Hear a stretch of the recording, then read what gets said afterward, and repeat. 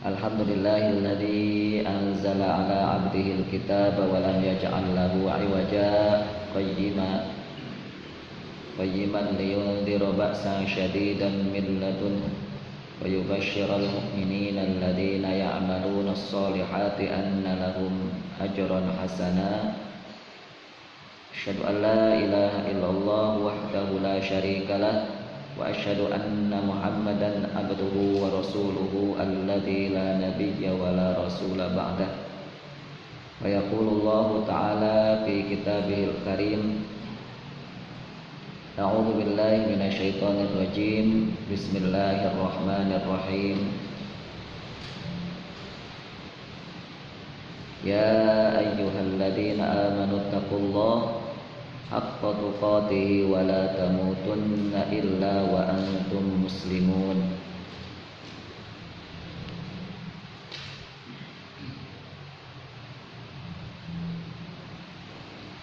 Wa qala ta'ala iqra bismi rabbikal ladzi khalaqal insana min 'alaq iqra wa rabbukal akram alladzi 'allama bil qalam 'allamal insana ma lam ya'lam.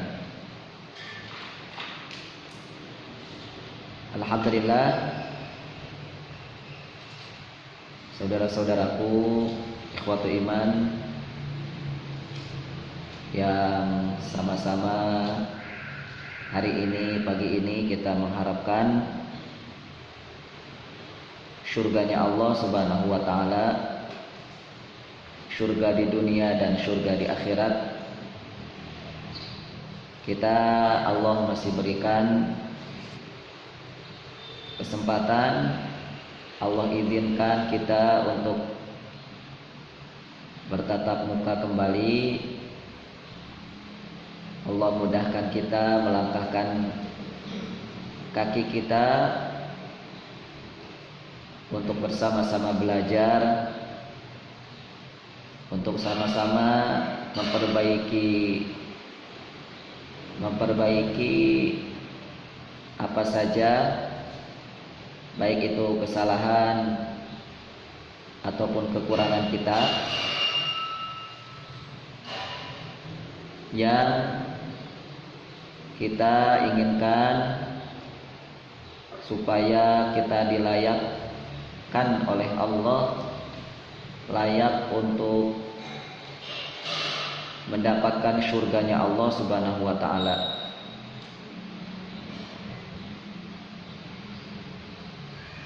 Karena surga saja Allah berikan, apalagi dunia. Surga saja Allah kasih, apalagi uang ataupun kekayaan ataupun kesenangan yang ada di dunia ini. Surga saja Allah kasih, apalagi apa yang kita inginkan sebagai seorang manusia biasa yang kita hidup di bumi ini. Maka ikhwah fillah rahimakumullah, agar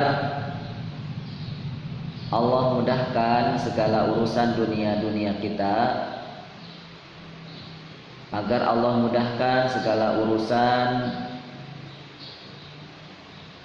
apa yang kita targetkan, apa yang kita harapkan,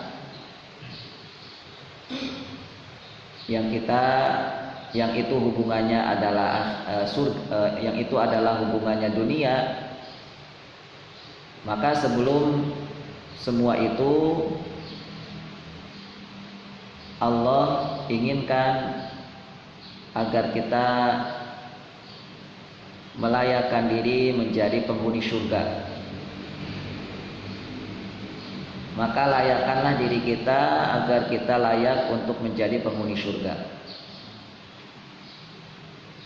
Karena kalau surga tadi kita sampaikan, Allah kasih kepada kita apalagi dunia. Ya, apalagi dunia ini. Sangat mudah bagi Allah untuk memberikan kepada kita dunia. Sangat mudah bagi Allah untuk menjadikan kita sebagai raja dunia. Orang terkaya di dunia sangat mudah bagi Allah.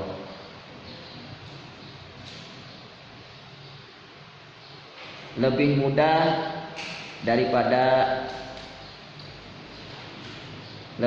bagi Allah Subhanahu wa taala ya, daripada akhirat, daripada apa yang itu hubungannya dengan akhirat.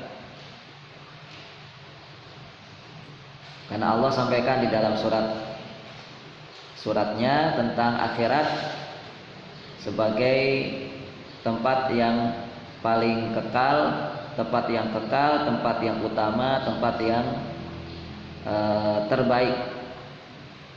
Walal akhiratu khairul laka minal ula.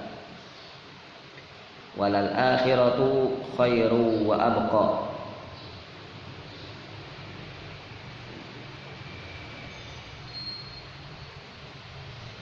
Benda yang mahal, harta yang mahal biasanya sulit untuk diproduksi. Biasanya sangat sulit untuk diproduksi. Lebih sulit daripada benda ataupun barang yang sederhana.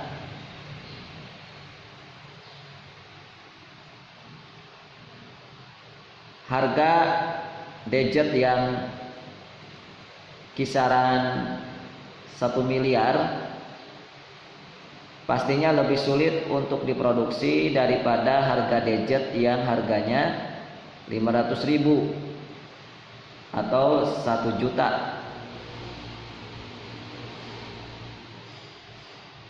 Harga yang 20 jutaan saja, kalau namanya gadget itu sudah luar biasa keren. Ya, luar biasa keren yang harganya puluhan juta. Apalagi kalau itu gadget harganya 1 miliar. Ya, bentuknya sudah kayak apa itu. Namun yang jelas harga menunjukkan akan kesulitan. Ya, harga akan menunjukkan sebuah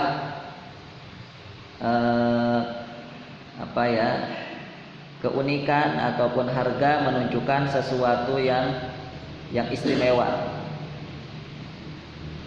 Maka begitupun akhirat, karena akhirat itu lebih mahal daripada dunia. Bahkan akhirat itu tidak bisa dibandingkan dengan dunia.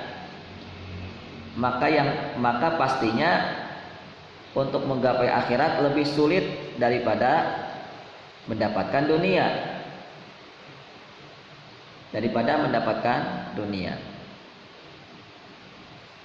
Karena akhirat itu mulia, akhirat itu istimewa, akhirat itu lebih atau tidak bisa dibandingkan dengan dunia. Maka pastinya karena kita diciptakan di dunia ini, pastinya kita karena diminta Allah untuk tinggal di dunia ini, kita pasti memiliki keinginan-keinginan yang sifatnya dunia. Ingin harta, ingin istri, ingin anak, ingin keluarga bahagia, dunia semuanya. Wajar karena kita hidup di dunia. Wajar karena kita manusia. Bukan malaikat, bukan hidup di langit, bukan hidup di mana? Di alam lain ya. Kita hidup di dunia. Maka wajar kalau kita memiliki keinginan-keinginan dunia.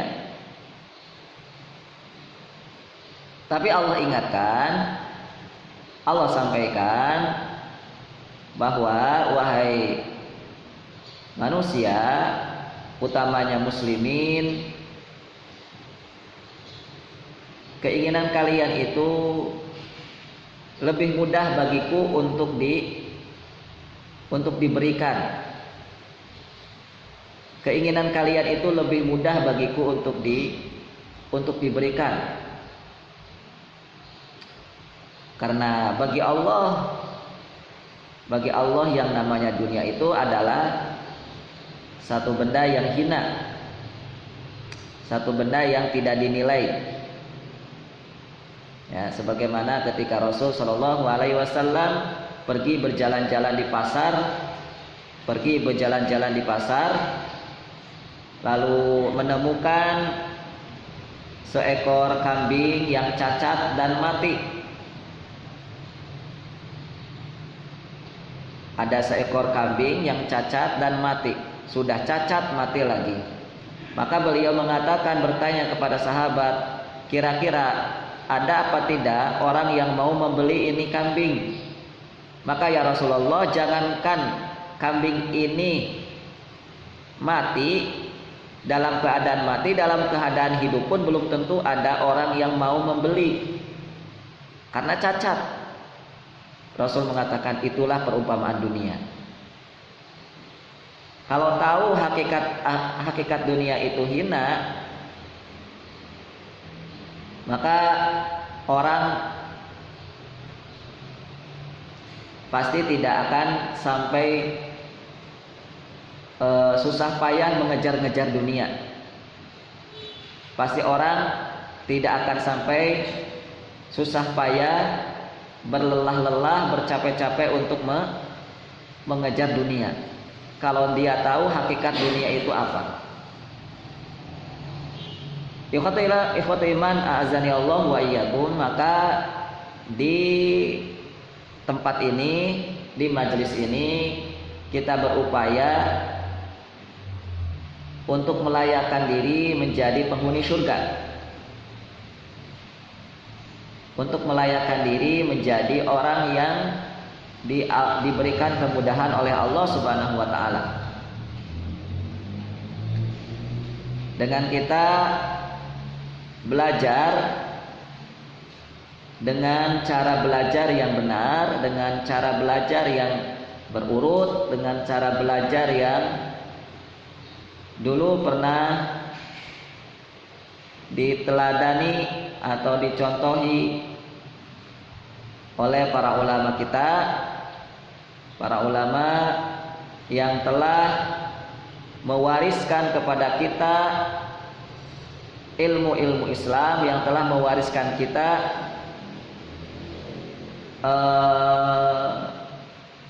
satu warisan yang tidak ternilai, satu warisan yang tidak ternilai harganya, baik itu dengan bentuk karya yang sifatnya zahir, yang terlihat, ataupun yang sifatnya tidak terlihat.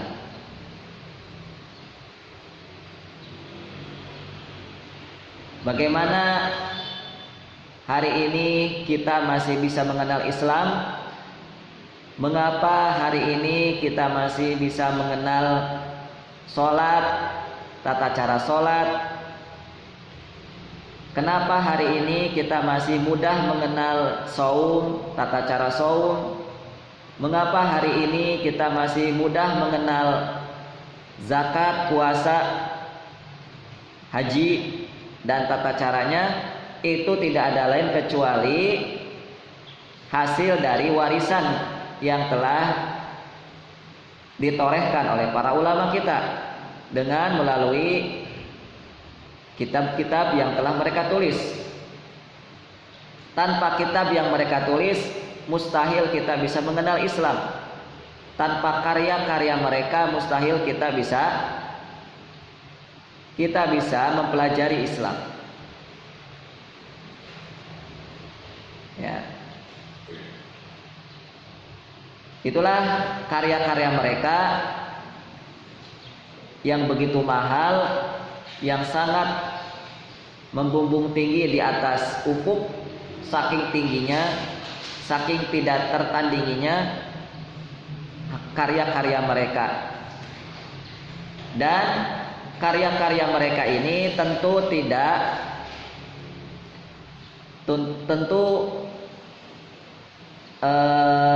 dihasilkan dengan mudah. Tentu tidak diraih dengan mudah. Nanti kita akan lihat salah satu profil, salah satu ulama yang akan kita bahas pagi hari ini, yang mana beliau rela untuk tidak menikah, rela untuk tidak berkeluarga dengan sebab agar Islam bisa dikenal sampai akhir zaman. Baik, inilah yang dihasilkan oleh para ulama kita, yang mana mereka memulai cara belajar mereka dengan berurut. Teman-teman yang dimuliakan Allah Subhanahu wa taala, saya sampaikan sebelumnya pada pagi hari ini yang biasa kita belajar bersama Nabi dalam majelis sirah, dan untuk pagi hari ini kita akan selingi dulu majelis sirah ini akan diselingi dengan ilmu yang tidak kalah penting, ilmu yang tidak kalah hebat, ilmu yang tidak kalah mahal dengan sirah atau dengan kisah atau dengan sejarah. Akan kita selingi nanti ke depan setiap Jumat dengan majelis adab, dengan satu ilmu yang menjadi slogan atau semboyan para ulama sebelum belajar ilmu. Sebelum belajar ilmu, para ulama kita memiliki slogan, memiliki semboyan al-adabu qoblal ilm. Belajar adablah terlebih dahulu sebelum kalian belajar ilmu. Kenalilah adab dulu sebelum kalian belajar ilmu. Itu makna daripada al-adab qoblal ilm. Al-adab qoblal ilm. Kalau di dalam sirah, kalau di dalam majelis sirah kita mengenal dan kita dikenalkan tentang iman, karena di dalam sejarah kita akan disuguhkan dengan potret-potret nyata, contoh-contoh nyata yang akan melahirkan keyakinan, kemantapan, keimanan, dan kepercayaan kita tentang sesuatu yang tidak kita bisa prediksi. Ya, memprediksi sesuatu mungkin sulit, tetapi lebih sulit lagi kalau kita percaya dan yakin dengan apa yang kita prediksikan. Memprediksi sesuatu, menjadikan sesuatu itu sebagai tujuan mungkin sulit, tetapi jauh lebih sulit adalah ketika kita memegang teguh, meyakini dengan benar, meyakini dengan seyakin-yakinnya dengan apa yang kita jadikan sebagai tujuan, dengan apa yang kita jadikan sebagai tujuan.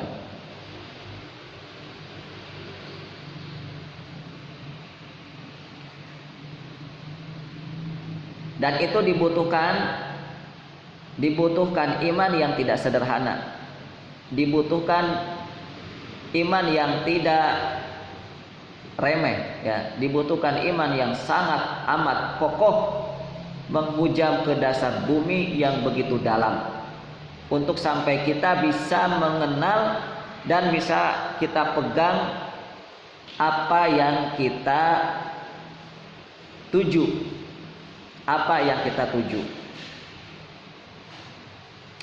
dan itu bisa kita dapatkan ketika kita mempelajari perjalanan para orang-orang besar, dan itu bisa kita pahami, bisa kita dapatkan ketika kita belajar perjalanan orang-orang hebat.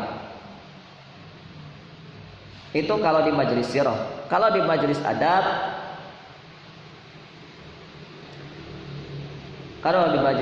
maka kita akan diajari tentang sebuah dasar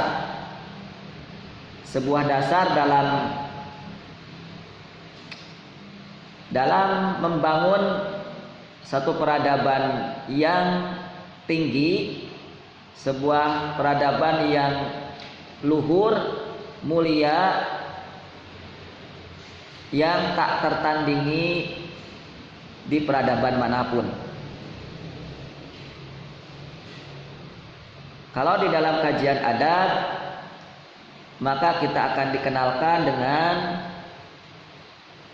apa yang menjadi inti perbedaan negara Islam atau peradaban Islam, apa yang menjadi perbedaannya dengan peradaban-peradaban yang lain, dan cikal bakalnya melalui adab. Cikal bakalnya lahirnya peradaban Islam yang luhur itu, kemajuan Islam, kejayaan Islam itu cikal bakalnya, pondasinya adalah, batu bata pertamanya adalah lebih tepatnya adalah pondasinya adalah adab. Kalau kita kenal di peradaban Islam ada bangunan-bangunan tinggi, ada bangunan-bangunan hebat, ada bangunan-bangunan mewah. Ya. Lalu kalau begitu apa bedanya dengan bangunan-bangunan mewah yang ada di peradaban non-muslim? Apa bedanya piramida dibangun oleh sebuah peradaban Mesir yang itu bukan muslim dengan bangunan mewah yang ada di Andalus? Bangunan mewah yang itu misalnya apa contohnya? Bangunan yang dibuat oleh negara Islam atau peradaban Islam, misalnya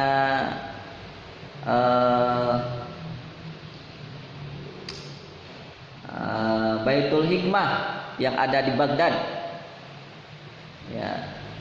Lalu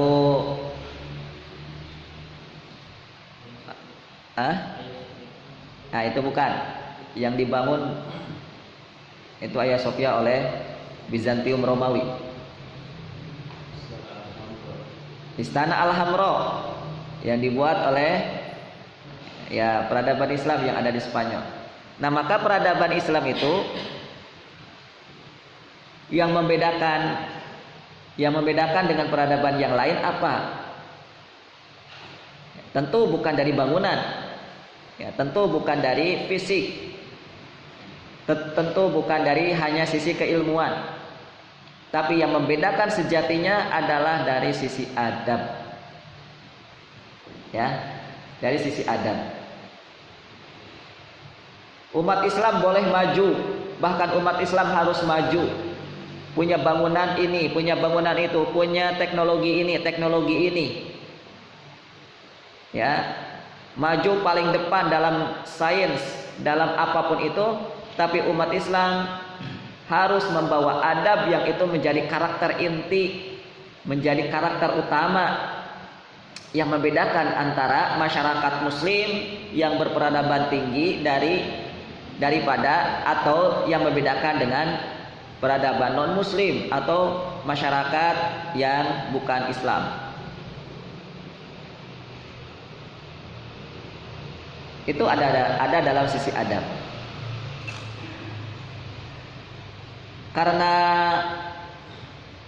yang menjadi visi ma'had kita ini adalah membangun masyarakat yang berperadaban tinggi ini, maka otomatis kita sebagai keluarga Ma'had Tahfidzul Quran Baitul Arqam harus betul-betul mengenal apa itu adab.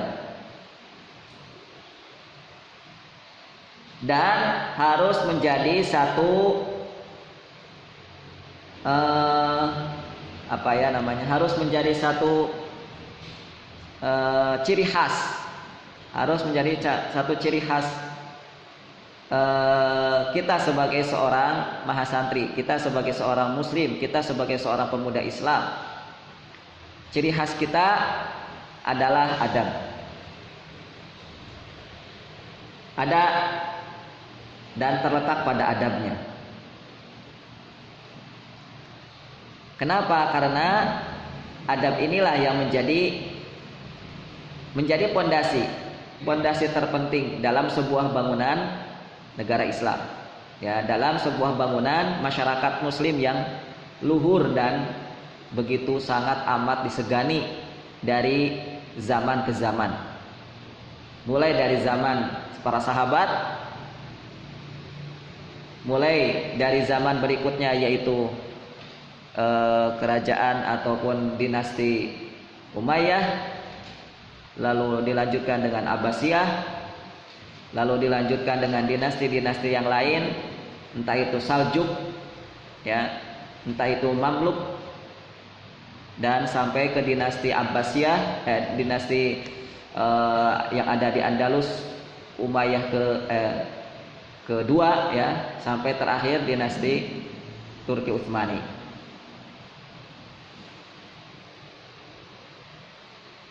Yang begitu disegani oleh masyarakat bahkan non muslim,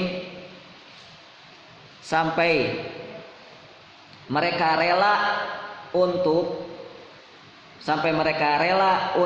mengorbankan masyarakat seagamanya hanya lantaran mereka lebih nyaman untuk tinggal di negara Islam,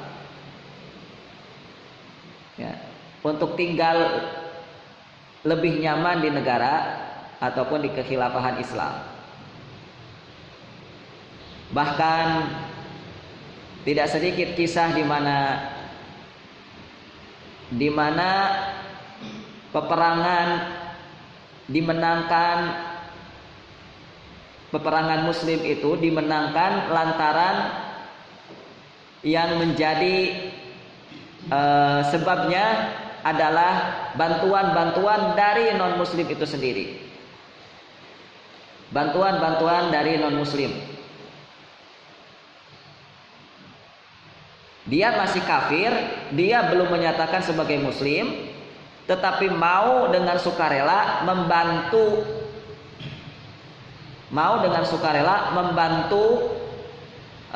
para kesatria muslim untuk menang dalam sebuah pertempuran. Salah satunya misal ketika Sultan Muhammad Al-Fatih akan menghancurkan benteng Konstantinopel, itu beliau dibantu oleh seorang yang masih kafir, yang kisahnya beliau ini dibantu oleh seorang yang dia membuat satu meriam yang super besar, dan produsennya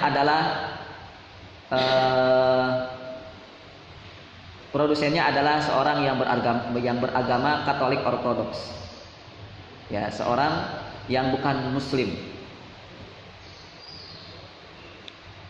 Mengapa seperti itu? Mengapa sesama agama, sesama kepercayaan, namun dia rela untuk mengorbankan masyarakat seagamanya dan lebih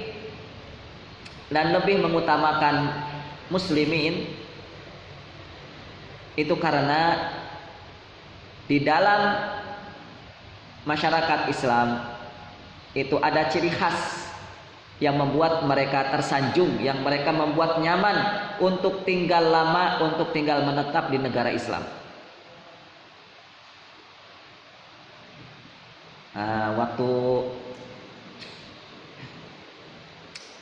Waktu Yahudi porak-poranda itu waktu Yahudi porak-poranda itu ya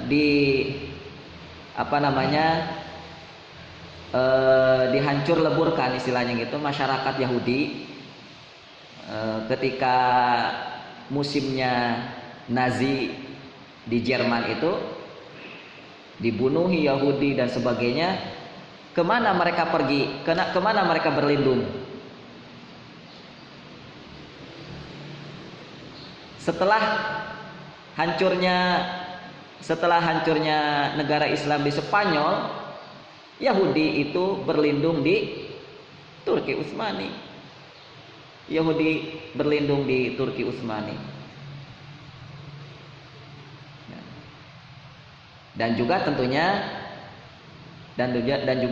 adalah agama-agama yang lain ataupun kepercayaan-kepercayaan yang lain. Entah Yahudi, entah Nasrani, ya, entah Majusi. Nah, itu tinggalnya di dinasti Turki Utsmani. Namun begitulah non Muslim gitu ya. Namun begitulah Yahudi. Mereka sudah diberikan kebaikan oleh negara Islam, namun mereka malah yang menghancurkan negara Islam itu sendiri. Baik, ikhwati iman azani Allah wa iyyakum. Makanya antara sirah, antara sejarah dengan adab ini memang tidak bisa terpisahkan. Namun kita sengaja pisahkan agar sedikit tidak kita bisa mengenal lebih dalam tentang sirah dan salah satunya juga tentang adab. Dan yang akan insya Allah kita kaji, akan kita dalami tema-tema tentang adab. Tema-tema tentang adab ini adalah apa yang pernah ditulis oleh seorang ulama besar. Ya, saking besarnya ulama ini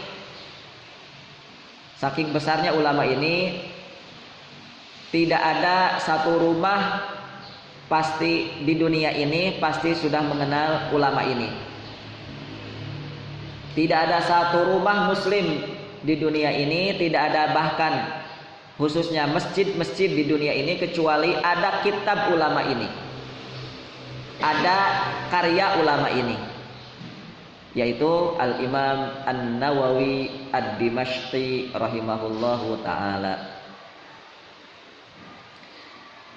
Beliau adalah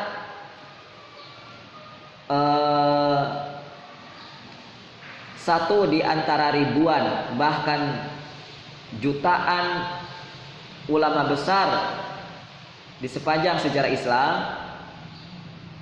yang menorehkan tinta emas, yang membanggakan negara Islam, yang membanggakan Islam di seluruh dunia ini, yaitu adalah salah satunya Al-Imam An-Nawawi dengan karya-karyanya ini.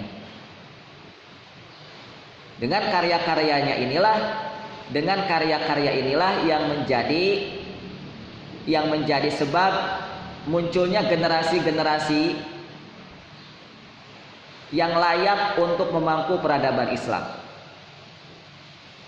Nanti kita akan bahas di muqaddimahnya Al-Imam An-Nawawi, yaitu di dalam kitab At-Tibyan fi Adabi Hamalatil Quran.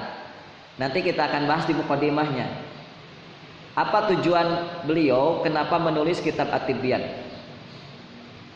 Ya, salah satunya adalah yang melatar belakanginya adalah yang itu nanti akan menjadi sebab, yang itu nantinya akan menjadi sebab munculnya lahirnya generasi baru, ya, generasi Islam yang generasi Islam yang lebih kuat, lebih hebat, bahkan lebih tangguh dan lebih kokoh dalam memangku peradaban. Dari jasa-jasa beliau inilah ilmu-ilmu yang beliau sampaikan kepada manusia, ya, maka inilah yang menjadi sebab lahirnya manusia-manusia yang gemilang. Dan karya yang akan kita bahas hari ini, karya beliau yang akan kita bahas hari ini adalah kitab At-Tibyan fi Adabi Hamalatil Quran, yang kitab ini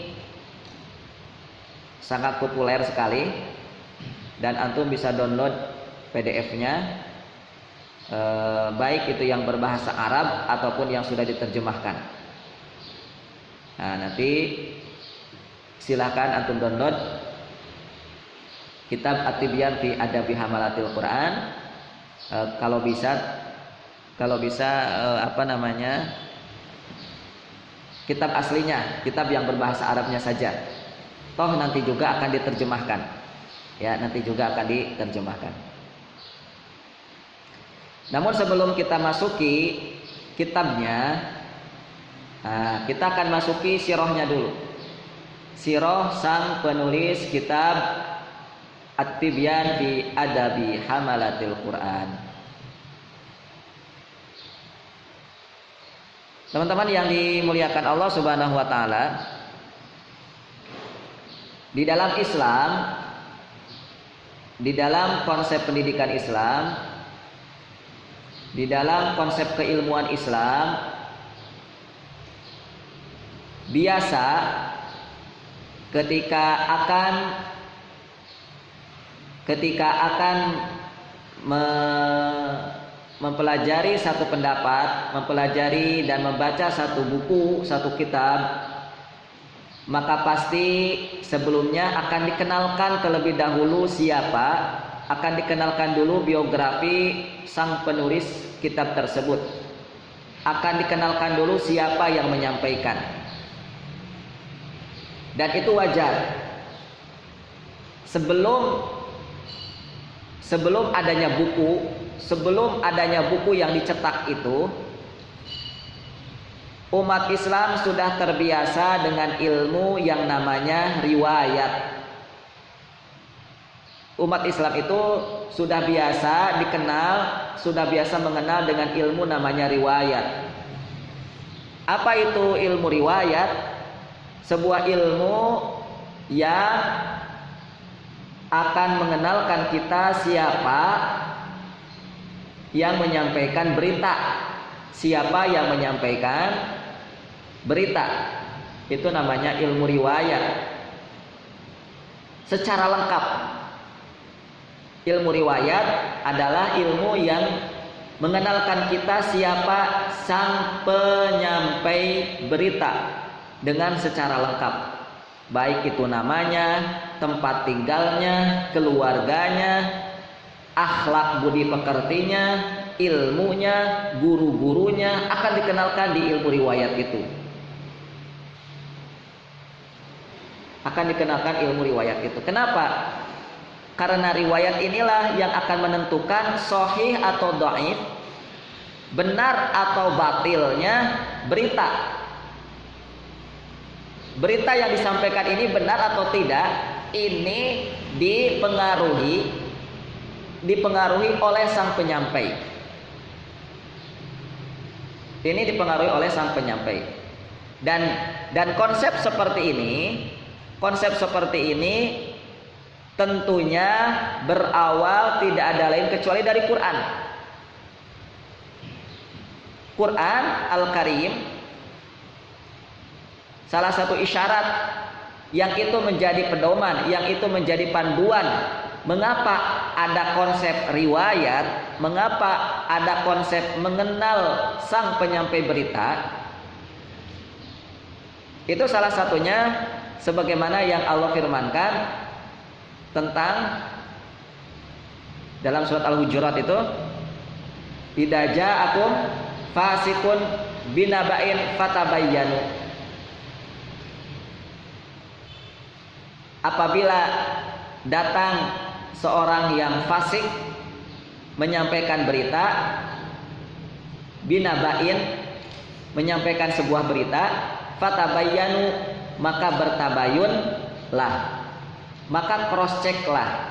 Nah itu tabayun itu artinya cross check, mengcross check siapa yang menyampaikan berita. Itu konsep Qur'ani teman-teman, konsep Qur'ani, dan ini menjadi panduan, di dalam konsep keilmuan Islam. Ini menjadi panduan di dalam konsep pendidikan Islam yang tidak ada dalam konsep pendidikan yang lain, yang tidak ada di dalam sistem pendidikan selain Islam, tidak ada. Bahkan mereka ini orang yang berada di luar Islam, sampai mereka ini biasa menutupi, menghilangkan sang penyampai berita.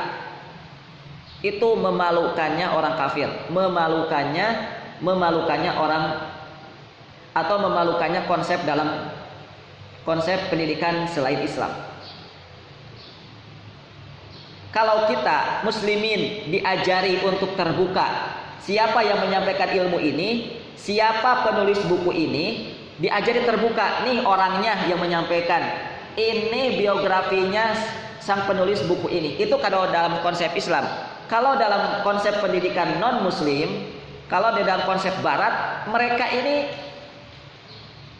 tidak biasa seperti itu. Apalagi kalau yang membuat karya ini, membuat buku ini, membuat sebuah ilmu ini adalah muslimin, ahli ilmu Islam. Mereka pasti akan menyembunyikan. No name biasanya akan ditulis begitu. Pendapat ini tidak tertulis siapa penyampainya. No name, nanti no name. Tidak ada penulisnya, tidak ada yang menyampaikannya gitu. Itu kalau orang barat, orang Eropa begitu, memalukan mereka memang. Di satu sisi mereka menggelorakan karya ilmiah. Tapi di sisi yang lain mereka dusta dengan ilmu yang mereka sampaikan, ya. Mereka mendustakan ilmu yang mereka sampaikan, yaitu mereka menutupi siapa sumber ilmu yang mereka sampaikan ini. Dari siapa sumber ilmu penyampai ilmu tersebut. Karena itu mereka sengaja. Karena kalau dibongkar ilmu ini dihasilkan dari siapa? Karya ini karya ini siapa pembuatnya? Siapa yang membuat pesawat? Siapa yang membuat miniatur yang nanti akan jadi miniatur yang akan menjadi robot nantinya? Itu kalau nanti dibuka siapa pencetusnya, ya Eropa akan menjadi Islam nantinya. Kenapa? Karena pencetus ilmu-ilmu itu muslimin. Tuh kan? Pencetus ilmu-ilmu itu adalah Islam.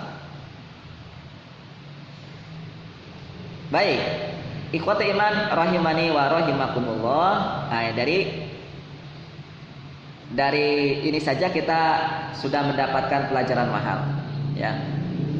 Sehingga nanti begini teman-teman, antum kalau mau belajar apa, harus jelas dulu gurunya.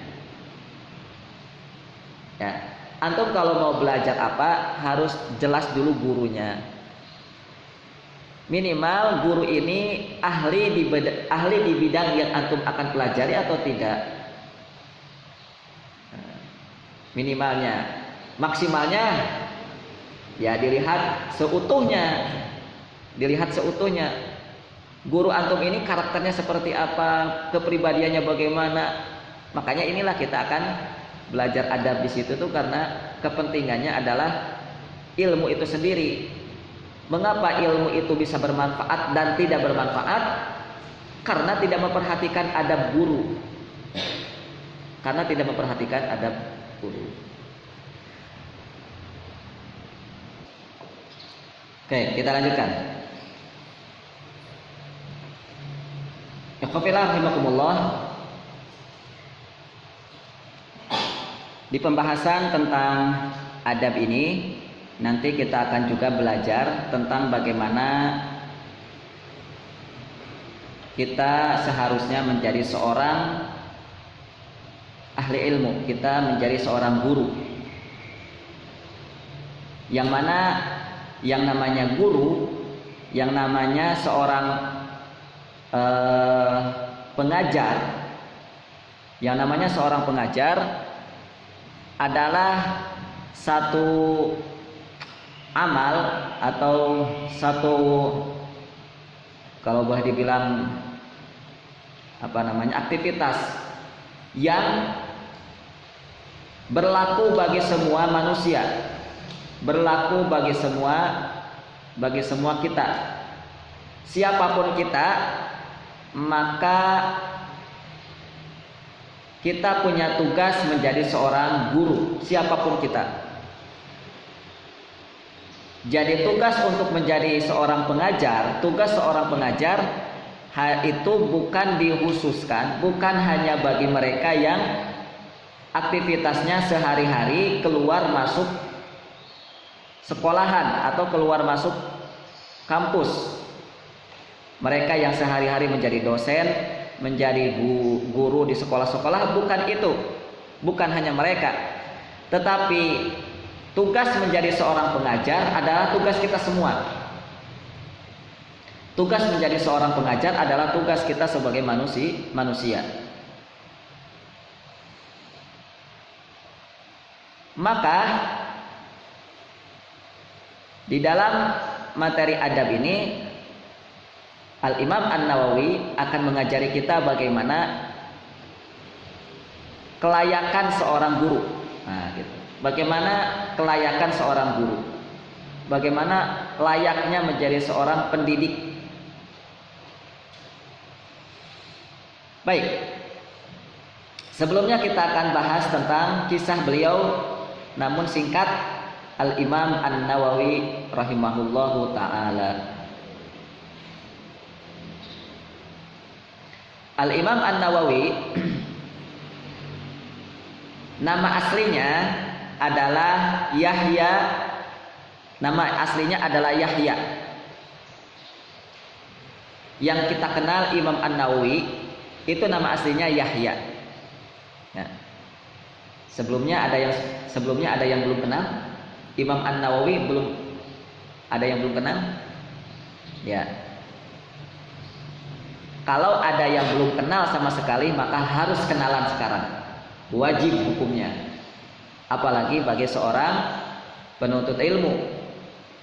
Kita nggak akan mungkin jadi ahli ilmu kalau nggak mengenal Imam Nawawi, kalau nggak mengenal karya-karya Imam Nawawi. Karena ilmu itu salah satu sumber ilmu itu adalah apa yang ditulis oleh Imam Nawawi. Riyadhus Shalihin, Hadis Arba'in,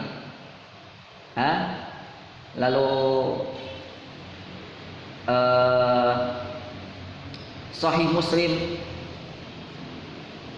Ya, Sahih Muslim itu syarahnya, penjelasannya ditulis oleh Imam An-Nawawi. Kalau penjelasan dari Sahih Bukhari yang menulis siapa? Namanya atau tulis judulnya adalah Fathul Bari kitabnya. Fathul Bari itu adalah syarah, atau di dalam Al-Qur'an itu kalau istilah Quran itu namanya tafsir. Nah, kalau syarah Fathul Bari penulisnya adalah Imam Ibnu Hajar, ya. Baik, kita kenalan dulu dengan Imam An-Nawawi.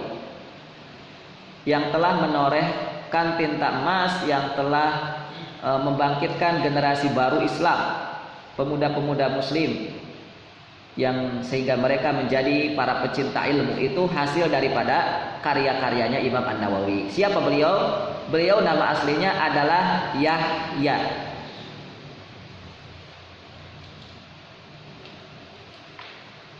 Namun orang Arab, beliau orang Arab, walaupun bukan Arab Jazirah Arab, ya, tapi di Damaskus ya nanti.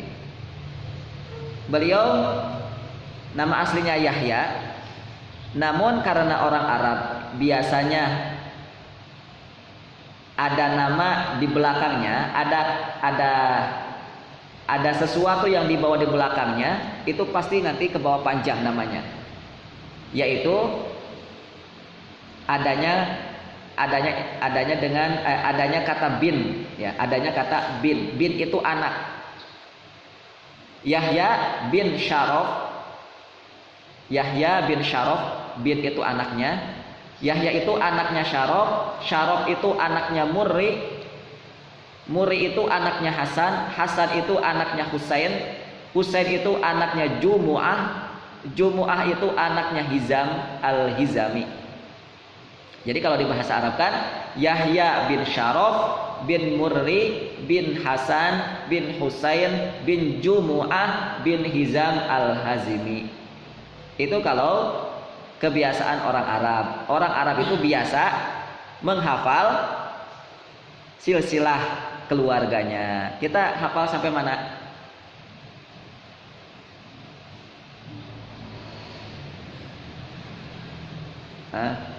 Saya sendiri hanya baru sampai kakek, nama leluhur saya, nama kakek apa namanya, nama silsilah keluarga. Ada yang sampai 5, 4. Ada yang sampai 4.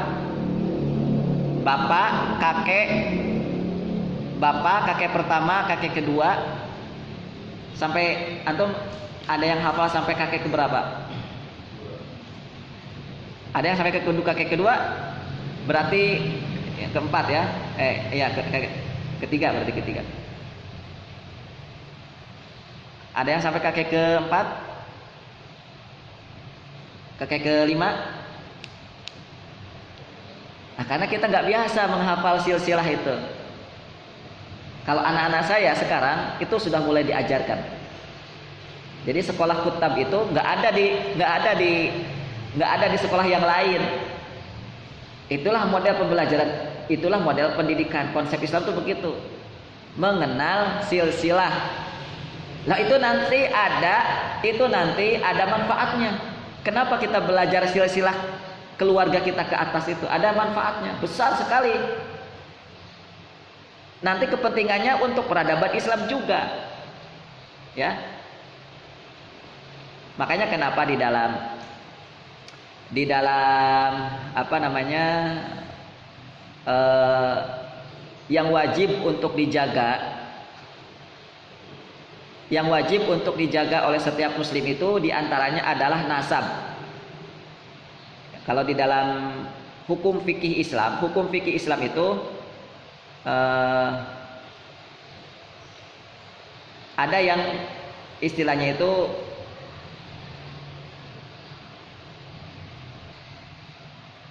apa ya namanya,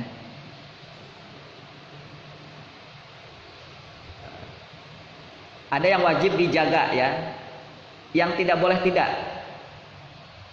yaitu menjaga agama, hifdzuddin, kemudian yang kedua hifdzul mal, menjaga harta, lalu yang ketiga hifdzun nasl, menjaga silsilah keturunan, menjaga keluarga. Nah, menjaga keluarga merupakan bagian daripada kepentingan Islam. Kenapa Islam itu turun? Antum tahu kenapa turunnya Islam? Tujuannya apa? Di antaranya adalah menjaga nasab agar jangan sampai rusak. Nasab rusaknya dihancurkan oleh siapa? Dirusak oleh siapa? Oleh perzinahan. Itu perilakunya, pembuatnya siapa? Itu perbuatannya. Kalau pembuatnya siapa? Lihat surat Al-Baqarah juz 1, Allah berfirman, wa idza tawalla sa'a fil ardi liyufsida fiha wa yuhlikal harth wan nasl. Nah, nasl. Wa idza tawalla sa'a fil ardi, ketika para pembenci Islam, ketika para pembangkang Islam itu mereka berkeliaran di muka bumi, mereka berjalan-jalan di muka bumi itu, sa'afil ardi liyufsida fiha, mereka merusak bumi, wa yuhlikal harth, dan merusak tumbuh-tumbuhan, wan nasl, dan merusak keturunan. Merusak keturunan itu pembuatnya adalah mereka yang tawalla, mereka orang-orang yang membangkang, orang-orang yang ya intinya tidak beriman kepada Allah. Ya, oke. Maka ciri khas Islam nih teman-teman, ciri khas Islam termasuk juga adalah ciri khas pendidikan Islam adalah mengenalkan muslimin dengan apa? Silsilah keluarganya. Mengenalkan Islam, mengenalkan orang Islam, mengenalkan anak-anak muslim, mengenalkan anak-anak pemuda-pemuda Islam itu dengan silsilah keluarganya. Coba saya tanya di antum, di kelas berapa antum diajari mengenal silsilah keluarga? Pelajaran apa namanya? Itu ya, waktu mos. Tapi itu pelajaran yang tidak resmi gitu ya. Yang namanya mos kan bukan masuk kepada kurikulum pendidikan. Tapi kalau di dalam konsep pendidikan Islam ini masuk ke dalam kurikulum resmi Islam. Masuk dalam kurikulum resmi Islam. Adapun kita, kalaupun ada ya tadi mungkin di MOS itu, dan saya tahu kenapa Surya bisa seperti itu, karena Surya sekolahnya di pesantren. Wajar pesantren. Coba kalau di sekolah umum, SD umum, SMP umum, SMA umum, ada nggak di sekolah di kelas berapa antum diajari mengenal silsilah keluarga? Oke, itu salah satu ciri kita mengenal mana pendidikan Islami dengan mana pendidikan non Islami, yaitu dengan cara kita, yaitu dengan mengajarkan anak-anak Islam, mengenalkan, bahkan menjaga kalau perlu silsilah keluarganya. Maka yuk kita sebenarnya hari ini harus istighfar bareng-bareng yuk. Astagfirullah, astagfirullah, astagfirullah. Kenapa? Karena kita lalai dengan pendidikan Islam. Buktinya apa? Buktinya kita lupa siapa nama bapak kita. Ada yang lupa nama bapaknya? Lah itu udah kelewatan kalau itu. Kita lupa dengan nama kakek kita. Kita lupa dengan nama di atasnya kakek siapa? Kita lupa dengan nama uyut kita. Di atasnya uyut? Hah? Cicit kan di bawah. Kita bukan lupa, malah kita nggak tahu sama sekali siapa orang-orang tua kita di atas itu. Itu kesalahan apa? Kesalahan pendidikan, teman-teman. Kesalahan pendidikan, sekali lagi. Kesalahan pendidikan. Makanya teman-teman, jangan sampai Kalau belajar, kalau pesantren, kalau sekolah itu jangan melihat apa itu namanya, lihatlah kurikulumnya. Jangan melihat apalagi mentereng gedungnya. Termasuk juga jangan melihat ini profesor doktornya, SDM-nya. Lihatlah kurikulumnya. Apa yang dipelajari di pondok pesantren itu, apa yang dipelajari di kampus itu apa? Karena yang paling penting adalah ilmu sebenarnya yang kita inginkan kan. Yang ingin kita pelajari itu kan ilmunya itu. Ya.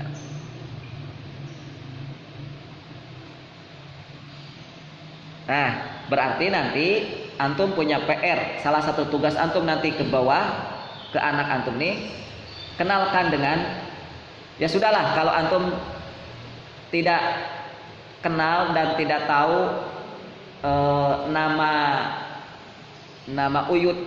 uyutnya, minimal sampai nama kakeknya,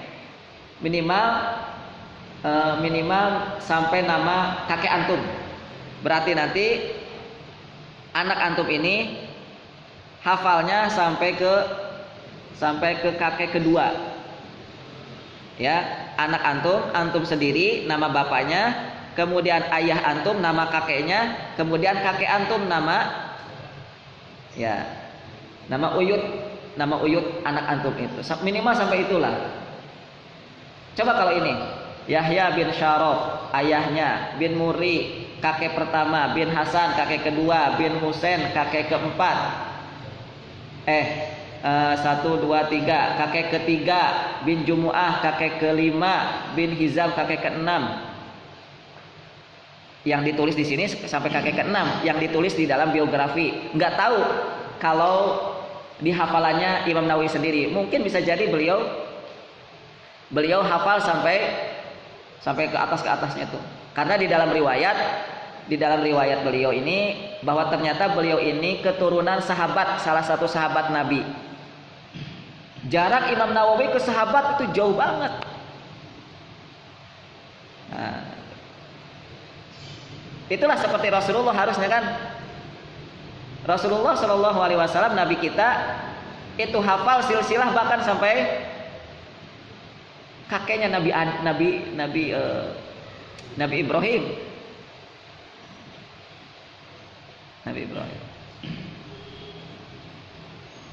Antum hafal nggak silsilah Nabi Muhammad? Muhammad bin Abdullah bin Abdul Muthalib bin Hashim bin Abdi Manaf bin Murrah bin Kilab bin Lu'ay bin. Nggak hafal kan? Ya. Makanya nanti saya akan buat kurikulum ini untuk khusus santri baru nanti. Kalau antum mau dari sekarang silahkan. Insya Allah untuk santri baru saya wajibkan untuk menghafal silsilah Rasulullah Shallallahu Alaihi Wasallam karena nanti sudah ada bukunya masing-masing Insya Allah. Karena nanti sudah ada buku sirahnya. Saya hafal saya kapan bisa hafal silsilah Nabi? SD dulu. Itu pun bukan di sekolah SD. Saya sekolahnya di madrasah atau hari ini TPA itu tuh. Maka kalau antum nanti ngajar TPA ya, siapa ngajar TPA? Wajib hukumnya untuk mengajarkan mereka menghafal silsilah Nabi Muhammad, ya. Antum mulai ngajar kapan nanti? Hari ini. Nah, itu nanti buatkan kurikulum sendiri ya. Buatkan kurikulum sendiri di luar dari kurikulum TPA yang resmi. Nah, itu buatkan kurikulum sendiri, yaitu apa? Mengajarkan mereka menghafal silsilah Rasulullah. Ya, silsilah Rasulullah. Baik. Belum selesai ya. Baik.